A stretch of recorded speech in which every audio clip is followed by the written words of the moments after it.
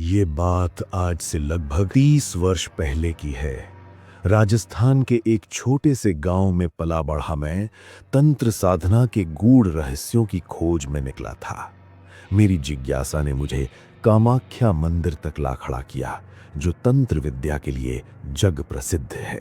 ये यात्रा मेरे जीवन की सबसे विचित्र और भयावह यात्रा साबित होने वाली थी, लेकिन तब मुझे इसका आभास नहीं था। गुवाहाटी पहुंचने के बाद मेरी मुलाकात तंत्र साधना के सिद्ध साधक निमाई भट्टाचार्य से हुई। निमाई भट्टाचार्य का चेहरा गंभीर था, आंखों में गहराई थी और उनकी आवाज में एक ऐसा रहस्य था जो मन में भय और आकर्षण दोनों पैदा करता था। उन्होंने मुझे ध्यान से देखा और कहा, तुम्हें क्या चाहिए बालक? मैंने संकोच से कहा, मुझे तंत्र साधना के गूढ़ रहस्यों को जानना है।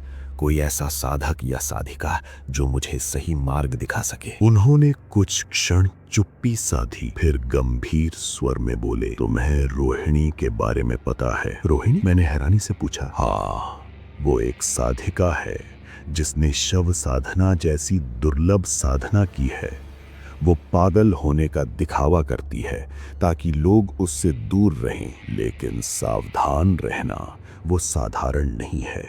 उसे आजकल सुवालकुची गांव में देखा गया है। गुवाहाटी से लगभग 40 किलोमीटर दूर स्थित सुवालकुची ब्रह्मपुत्र नदी के किनारे बसा एक छोटा सा गांव था। मैंने वहां पहुंचने का निर्णय लिया। गांव में पहुंचने पर मेरा स्वागत गांव के मुखिया नरेन डेका ने किया। नरेन डेका अधेड़ उम्र के हंसमुख व्यक्ति थे जो रेशम की मेखला चादर बनाने का काम करते थे।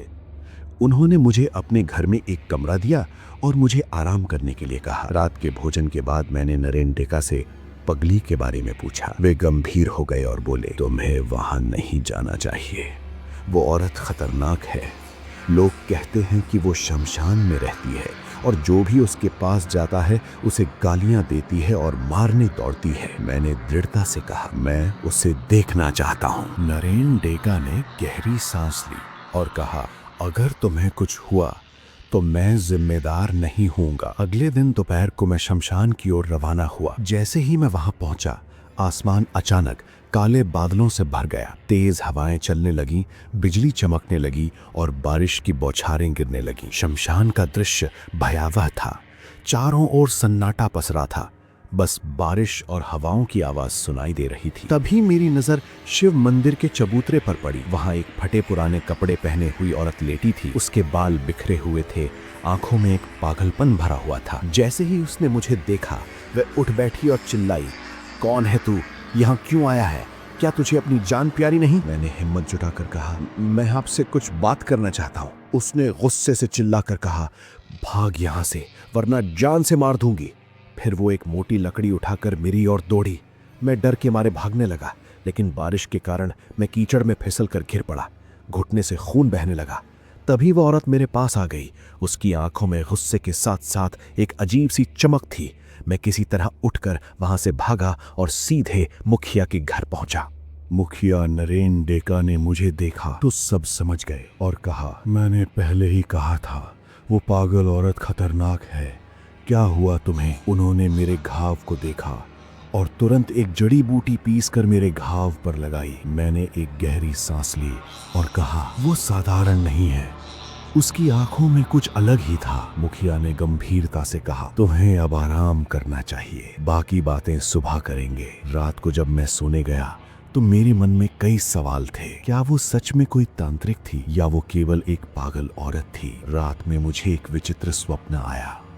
मैंने देखा वही पगली मेरे पलंग के पास बैठी हुई थी, लेकिन वो अब एक अनिंद्य सुंदरी में बदल गई थी। उसके चेहरे पर अजीब सी शांति थी। उसने मुस्कुराते हुए कहा, नाराज तो नहीं हो मुझसे? चोट दिखाओ, मैं ठीक कर देती हूँ। मैंने चौंक कर पूछा, तुम कौन हो? उसने मेरी पट्टी पर हाथ फेरते हुए कहा, सुबह तक सब ठीक हो जाएगा, कल शाम को मिलना, मैं इंतजार करूंगी। सुबह उठते ही मैंने सपने की बात याद की।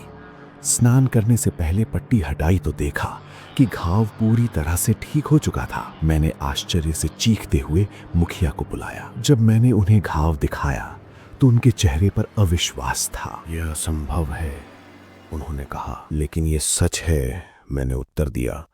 वह स्वप्न में आई थी। उसने कहा था कि सुबह तक सब ठीक हो जाएगा। मुखिया ने गहरी सांस लेते हुए कहा, शायद वह सच में कोई पहुंची हुई साधिका है। तुम्हें फिर से उसके पास जाना होगा।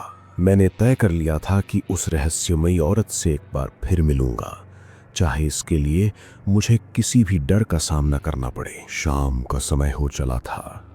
आसमान पर काले बादल छाए हुए थे और हल्की हल्की बूंदाबांदी शुरू हो चुकी थी। गांव के मुखिया नरेन डेका ने मुझे रोकने की बहुत कोशिश की।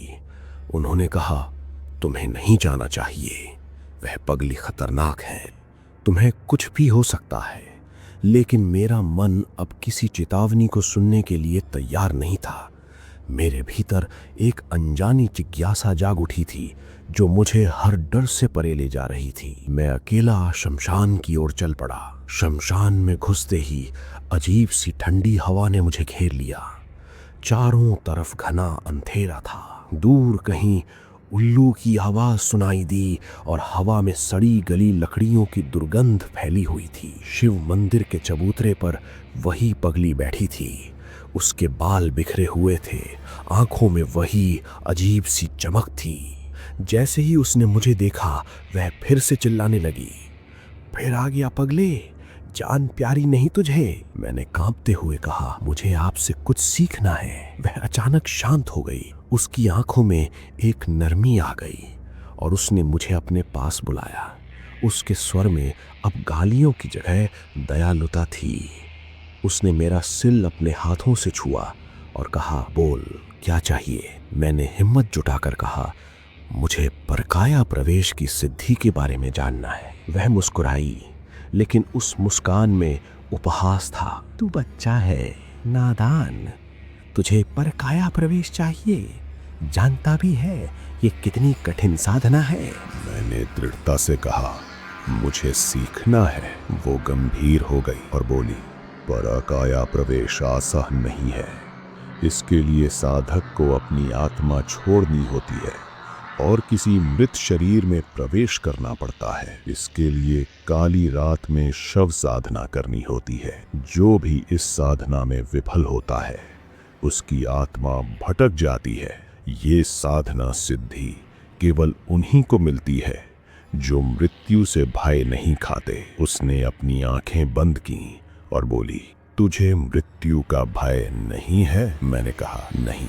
वो हंसी, एक अजीब सी हंसी जिसमें दर्द और रहस्य दोनों थे। अगर तू सच में तैयार है तो कल आधी रात को आना, लेकिन याद रख, इस मार्ग पर कदम रखने के बाद वापसी का कोई रास्ता नहीं होता। जब मैं वापस मुखिया के घर पहुंचा तो नरेन डेका मेरी हालत देखकर चिंतित हो गए। क्या हुआ? उन्होंने पूछा। मैंने सारी बात बताई। वे हतप्रभ रह गए। तुम पागल हो गए हो। शव साधना किसी साधारण व्यक्ति की बस की बात नहीं है। ये तंत्र का सबसे खतरनाक मार्ग है। तुमने उससे ये क्यों मांगा? मैंने शांत स्वर में कहा, मैं अपने रास्ते पर चल चुका हूं, अब लौटना संभव नहीं। रात को सोते समय मुझे फिर से वही स्वप्न आया। इस बार रोहिणी सुंदर नहीं थी, बल्कि एक भयानक रूप में थी। उसके बाल बिखरे हुए थे, आंखों से खून टपक रहा था और वो मुझसे कह रही थी, आधे रास्ते से लौटना मत, तेरा जीवन अब साधना के लिए है। सुबह उठते ही मैंने महसूस किया कि मैं एक अजीब सी ऊर्जा से भर गया हूँ। मेरी सांसें तेज चल रही थीं, लेकिन भय का नामो निशान नहीं था। मुखिया ने मुझसे आखिरी बार कहा, तुम्हें नहीं जाना चाहिए, ये तुम्हारी आखिरी रात हो सकती है। मैंने उनकी बात को अनसुना कर दिया। मुझे जाना ही होगा, मैंने उत्तर दिया। रात गहरी होती गई। मैं शमशान की ओर चल पड़ा, ये जानते हुए कि ये मेरी जिंदगी की सबसे खतरनाक यात्रा होगी। लेकिन मेरा मन अडिग था, मृत्यु से परे जाकर जीवन का असली रहस्य जानने। रात अपने चरम पर थी। आसमान में बादल छाए हुए थे और हवा में एक अजीब सी ठंडक थी। चारों ओर अंधकार फैला हुआ था।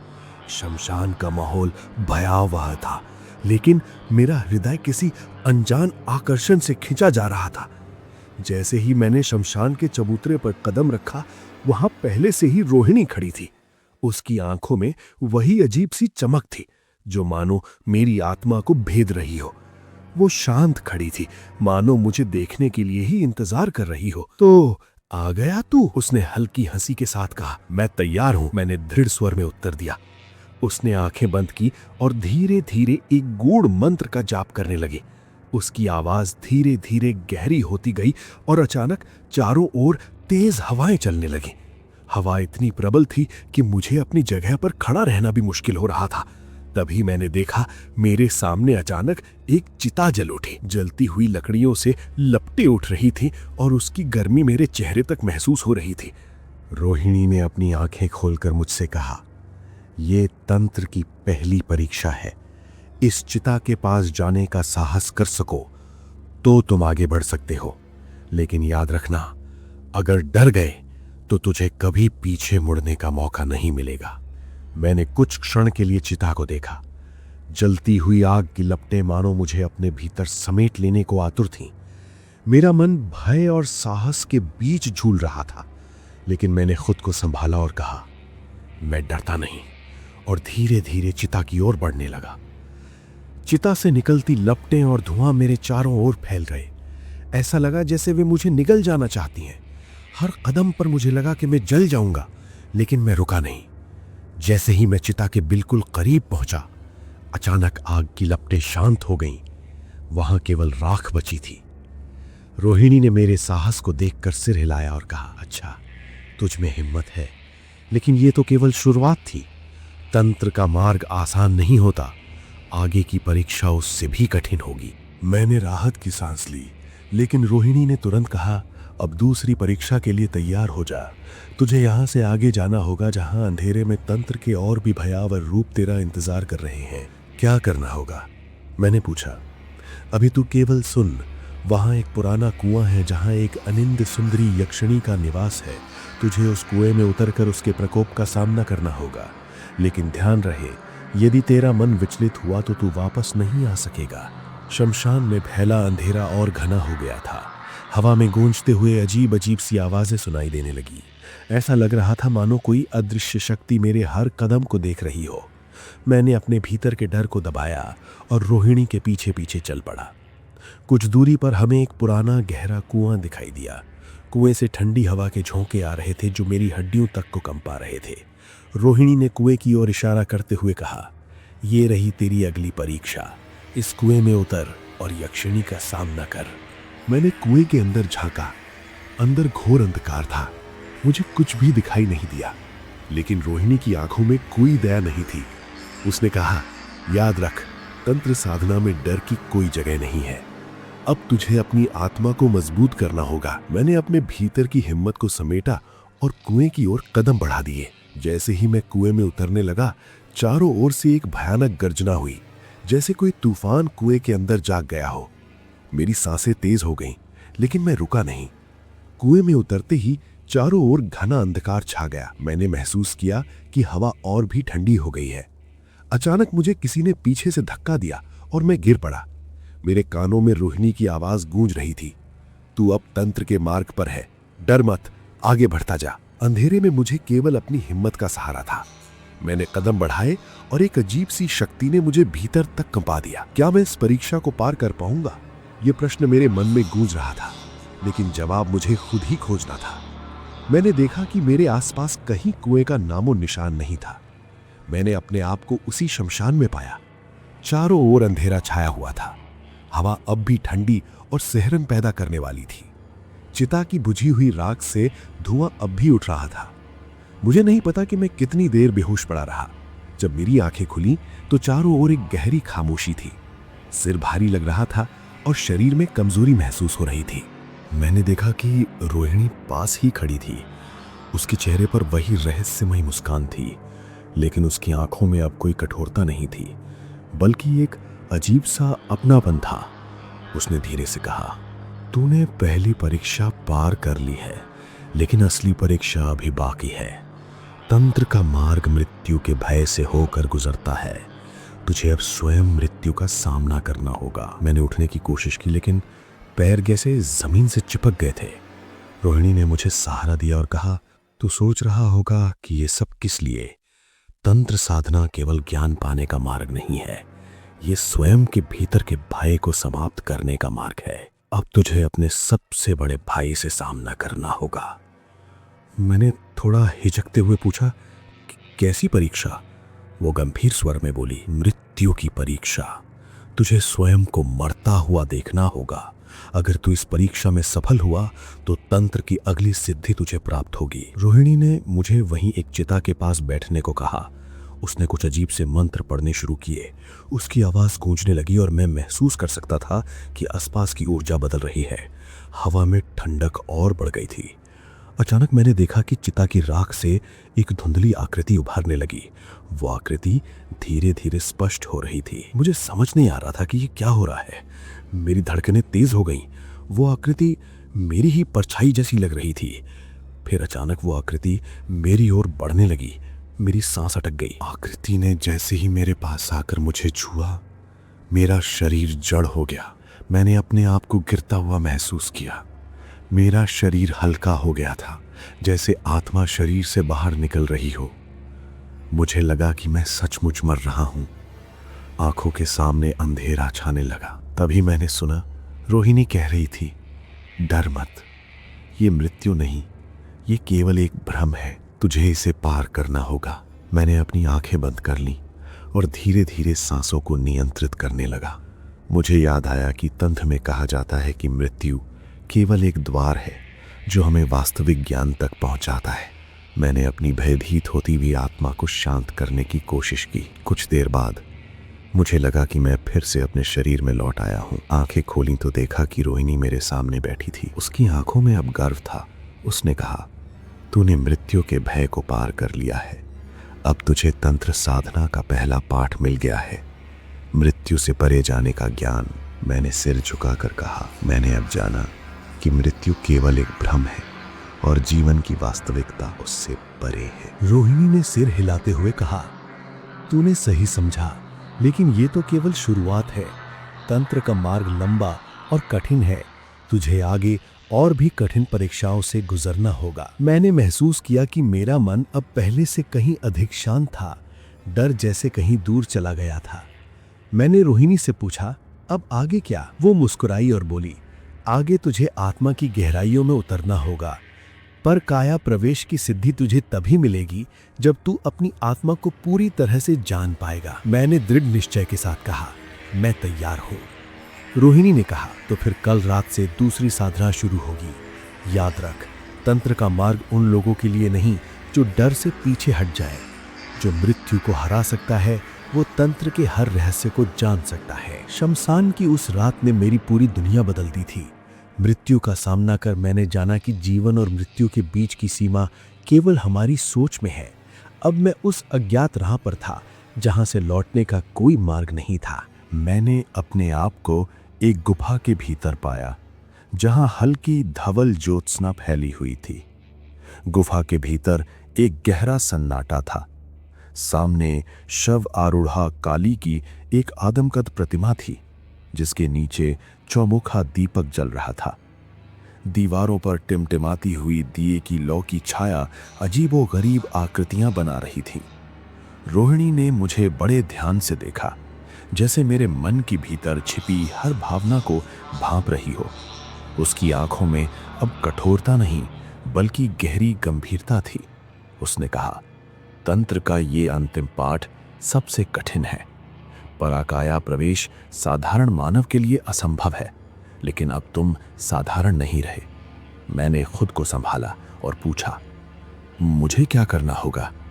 रोहिणी ने अपनी मृदु लेकिन दृढ़ आवाज में कहा, "आज तुम्हें अपनी आत्मा को त्याग कर एक मृत शरीर में प्रवेश करना होगा। ये साधना केवल उन्हीं के लिए होती है जो अपने अस्तित्व को मिटाने का साहस रखते हैं। अगर तुम्हारी आत्मा वापस नहीं लौटी तो तुम हमेशा के लिए उस शरीर में फंस जाओगे या फिर भटकती आत्मा बन जाओगे।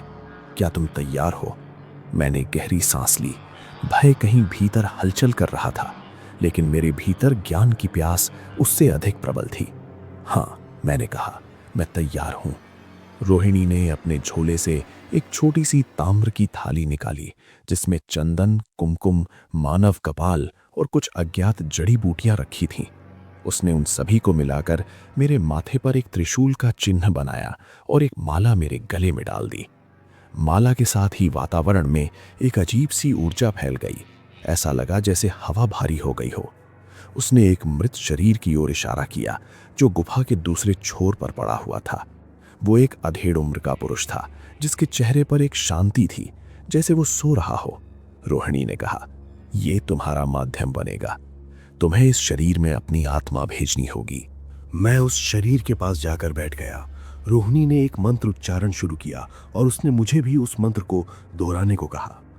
धीरे धीरे मैंने महसूस किया कि मेरा शरीर हल्का हो रहा है। मेरी सांसें गहरी होती जा रही थीं और मुझे अपने शरीर से अलगाव महसूस होने लगा। जैसे जैसे मंत्र गूंजता गया, मुझे लगा कि मैं अपने शरीर से बाहर निकल रहा हूं। अचानक मुझे ऐसा प्रतीत हुआ कि मैं अपने ही शरीर को बाहर से देख रहा हूं। ये एक विचित्र परंतु अद्भुत अनुभव था। मैंने अपनी आत्मा को उस मृत शरीर की ओर बढ़ने दिया। जैसे ही मैंने उस मृत शरीर में प्रवेश किया, मुझे एक गहरी ठंड महसूस हुई।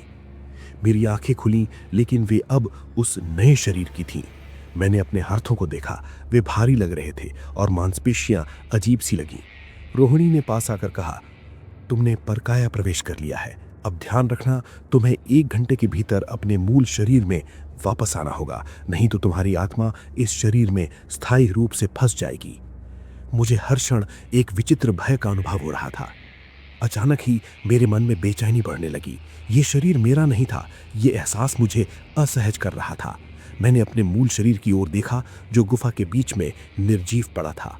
रोहिणी ने मुझे चेताया, जल्दी करो, तुम्हारे पास ज्यादा समय नहीं है। अगर आत्मा वापस नहीं लौटी तो तुम्हारी चेतना हमेशा के लिए खो जाएगी। मैंने गहरी सांस ली और मंत्रोच्चार करते हुए अपनी आत्मा को वापस खींचने का प्रयास किया। ये प्रक्रिया और भी कठिन थी। मैं महसूस कर सकता था कि जैसे कोई अदृश्य शक्ति मुझे इस नए शरीर में जकड़ रही हो, लेकिन मेरे संकल्प ने मुझे हिम्मत दी। शमशान की उस रात से मेरा जीवन बदल चुका था। अब मैं केवल एक साधारण मनुष्य नहीं था। मैंने मृत्यु को छुआ था और जीवन के गहरे रहस्यों को जाना था। अब मैं उस तंत्र के मार्ग पर था जहां से लौटने का कोई मार्ग नहीं था। गुफा में फैला अंधेरा और सन्नाटा अब और भयावह हो चुका था। दियों की धीमी सी टिमटिमाती रोशनी और रोहिणी की गूंजती हंसी माहौल को और भी भयानक बना रही थी। मैंने अपने शरीर को देखा जो निर्जीव अवस्था में वहीं पड़ा था। मैं अब उस मृत युवक के शरीर में कैद था और ये एहसास मेरे भीतर आतंक फैला रहा था। रोहिणी की हंसी और गहरी होती गई। उसकी आंखों में अब कोई रहस्य नहीं था, बल्कि क्रूरता और छल की चमक थी। उसने मेरी ओर देखा और कहा, तुमने सोचा था कि तंत्र का ये ज्ञान तुम्हें इतनी आसानी से मिल जाएगा। मूर्ख, मैंने तुम्हें सिर्फ अपने लिए इस्तेमाल किया। अब तुम्हारी आत्मा इस मृत शरीर में कैद रहेगी और तुम्हारा असली शरीर मेरे अधीन रहेगा। मैंने भय और क्रोध में भरकर उससे कहा, तुमने मुझे धोखा दिया। तुमने मुझे ज्ञान का वादा किया था और अब तुम मुझे मरने के लिए छोड़ रही हो। रोहिणी ने ठंडी हंसी के साथ कहा, यह तंत्र की दुनिया है। यहां कोई वादा नहीं निभाता, केवल शक्ति की इच्छा होती है। अब तुम्हारा शरीर मेरा होगा और तुम्हारी आत्मा एक मृत व्यक्ति के अंदर भटकती रहेगी। मैंने अपनी पूरी शक्ति से प्रयास किया कि मैं अपने असली शरीर में वापस लौट सकूं। मंत्रों को दोहराने की कोशिश की, लेकिन हर बार असफलता ही हाथ लगी। उस मृत शरीर के भीतर से निकलने की कोशिश में मुझे लगा जैसे कोई अदृश्य जाल मुझे कसकर जकड़ रहा हो। मेरा संपूर्ण अस्तित्व उस शरीर में बंध चुका था। रोहिणी ने कहा, तुम जितना भी कोशिश करोगे उतना ही फंसते जाओगे। ये तंत्र का खेल है जिसे केवल मैं जानती हूँ। तुम अब मेरी कठपुतली हो। अचानक मैंने अपने भीतर एक नई शक्ति को महसूस किया। मृत शरीर के भीतर रहते हुए भी मेरी चेतना जीवित थी। मैंने ध्यान लगाकर अपने भीतर के भय को नियंत्रित करने का प्रयास किया। मेरा हृदय कह रहा था कि अभी सब कुछ खत्म नहीं हुआ है। अगर रोहिणी ने मुझे इस शरीर में बांधा है तो कोई ना कोई तरीका होगा जिससे मैं वापस आ सकूं। मैंने रोहिणी को ध्यान से देखा और कहा, तुमने मुझे धोखा दिया है, लेकिन ये मत भूलो कि मैं तंत्र के मार्ग पर हूं। मैं मृत्यु से भी नहीं डरता। अगर तुम मुझे यहां कैद करोगी तो तुम्हारे साथ भी बुरा ही होगा। रोहिणी की हंसी कुछ धीमी हो गई। शायद उसने पहली बार मेरी आंखों में कुछ ऐसा देखा था जो उसने नहीं सोचा था। साहस। उसने कहा, तुम में हिम्मत तो है, लेकिन हिम्मत से ज्यादा तुम्हें यहाँ शक्ति की जरूरत होगी। क्या तुम समझते हो कि तुम्हारी आत्मा इस शरीर से बाहर निकल सकती है? मैंने आंखें बंद की और अपनी ऊर्जा को केंद्रित किया। मंत्र मेरे होठों पर स्वतः आ गए। रोहिणी के चेहरे पर चिंता की रेखाएं स्पष्ट होने लगी। उसने चिल्लाकर कहा, रुको, अगर तुमने ये किया तो दोनों मर जाओगे। लेकिन मैंने नहीं सुना। मैंने मंत्र का जाप तेज कर दिया और धीरे धीरे मैंने महसूस किया कि मेरे चारों ओर की दुनिया धुंधली हो रही है। मेरे चारों ओर ऊर्जा का प्रवाह बढ़ गया था। रोहिणी ने भयभीत होकर पीछे हटना शुरू कर दिया। अचानक एक तेज प्रकाश का झमाका सा फैला और मेरी आत्मा उस मृत शरीर से एक झटके से बाहर निकल आई। मैंने अपने असली शरीर की ओर देखा, जो अब भी वहीं पड़ा था। पूरी ताकत के साथ मैंने अपने शरीर में प्रवेश किया। जैसे ही मेरी आत्मा मेरे शरीर में वापस लौटी, मुझे ऐसा लगा जैसे मैंने जीवन के चक्र को छू लिया हो। जैसे ही मैंने अपनी आंखें खोली, रोहिणी अब पहले जैसी नहीं दिख रही थी। उसकी आंखों में भय और हार थी। उसने चीख कर कहा, ये असंभव है, तुमने कैसे? मैंने शांत लेकिन दृढ़ आवाज में कहा, तंत्र का ज्ञान छल से नहीं बल्कि साधना से मिलता है। तुम्हारा अंत निकट है। रोहिणी अपनी हार मान चुकी थी। उसने पलटकर भागने की कोशिश की, लेकिन जैसे ही उसने पहला कदम उठाया, गुफा के भीतर एक जमीन के नीचे से उठती हुई तेज लपटों ने उसे घेर लिया। उसकी चीखें गुफा में गूंज उठीं और वो वहीं भस्म हो गई। अचानक मेरी चेतना खो गई और मैं वहीं गिर पड़ा। अब गुफा शांत हो चुकी थी। जब मेरी चेतना लौटी तो मैंने खुद को शिव मंदिर की चौकी पर पाया। मेरी धड़कनें तेज थीं और मन अभी भी उस भयानक पराकाया प्रवेश के अनुभव में उलझा हुआ था। आंखें खुली तो सामने वही पगली रोहिणी खड़ी थी, लेकिन अब उसकी मुस्कान में क्रूरता नहीं थी। वो शांत दिख रही थी, मानो उसकी सारी ऊर्जा समाप्त हो चुकी हो। उसके चेहरे पर थकान के साथ एक अजीब सी संतुष्टि थी। ब्रह्मपुत्र नदी की कलकल करती धीमी ध्वनि ने उस घबराहट भरे माहौल को किसी हद तक शांत कर दिया। रोहिणी ने मेरे पास बैठकर धीरे से कहा, तुमने सिद्धि प्राप्त कर ली।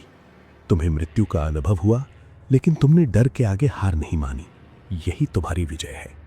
मैंने घबराते हुए पूछा, लेकिन गुफा, पराकाया प्रवेश, वो मृत शरीर कहाँ गया? तुम्हारा आग की लपटों में भस्म होना, क्या वो सब सत्य था या कोई स्वप्न? रोहिणी ने सिर झुकाकर उत्तर दिया, तंत्र साधना में स्वप्न और सत्य का भेद मिट जाता है। जो तुमने देखा वो तुम्हारी आत्मा की परीक्षा थी। गुफा वास्तविक थी, लेकिन वो संसार तुम्हारी चेतना का एक हिस्सा था। मृत शरीर भी तुम्हारी परीक्षा का हिस्सा था। ये सब तुम्हारे भीतर घटित हुआ। मैं चुपचाप उसकी बात सुनता रहा। मन में भय और आश्चर्य का मिश्रण था। तभी उसने मेरा हाथ पकड़ा और कहा, अब तुम मुक्त हो। तुम्हारा उद्देश्य पूरा हुआ। अब मेरी यात्रा समाप्त होती है। मैंने उसे वहीं छोड़ा और धीरे धीरे शिव मंदिर से बाहर निकला। ब्रह्मपुत्र के तट पर चलते हुए मुझे एहसास हुआ कि अब मैं बदल चुका हूं। मेरे भीतर एक गहरी शांति और समझ आ चुकी थी। सुवालकोची गांव वापस लौटकर मैं मुखिया नरेन टेका के पास पहुंचा। उन्होंने मुझे देखकर पूछा, क्या तुम उसे ढूंढ पाए? मैंने केवल मुस्कुराकर सिर हिला दिया। उस रात के बारे में कुछ कहने की आवश्यकता नहीं थी। गांव वालों ने हमेशा की तरह इसे एक रहस्य ही माना।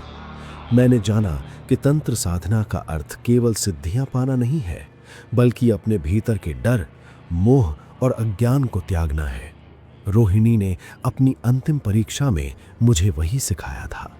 उस दिन के बाद मैंने तंत्र साधना का मार्ग छोड़ दिया, लेकिन जो ज्ञान मैंने पाया था वो मेरी आत्मा में हमेशा के लिए बस गया। रोहिणी ने मुझे मौत के करीब ले जाकर जीवन का असली अर्थ समझाया था। ब्रह्मपुत्र की लहरों की आवाज अब भी मेरे कानों में गूंजती है, लेकिन वे अब भय नहीं, शांति देती है। तंत्र साधना का वो अंतिम अध्याय मेरे जीवन का सबसे बड़ा सबक था। मृत्यु से नहीं, अज्ञान से लड़ना।